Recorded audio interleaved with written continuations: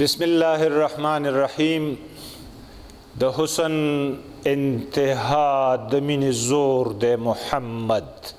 صلی الله علیه و آله و اصحابه وسلم. د زړونو په دنیا باندې را خور د محمد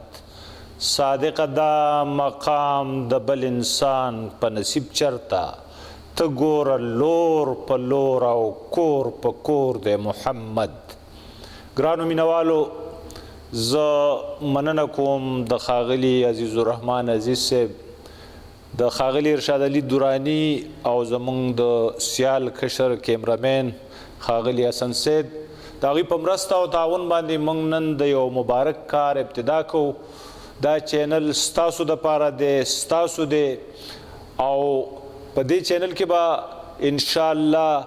چې تاسو ته د معیاري ادب نه علاوه طنز و مزاح، وعظ، پند، تعلیمي مواد، د ډاکټرانو مشورې او داسې ډېر څه به ستاسو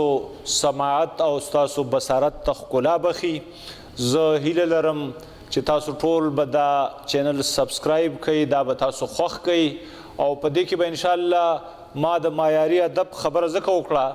چې ډېر خلک داسې دي چې هغوی د شهرت دپاره د ژبې د املا خیال هم نه ساتي، د شاعرۍ د رموزو خیال هم نه ساتي. نو زموږ کوشش به دا وي چې موږ تاسو ته معیاري ادب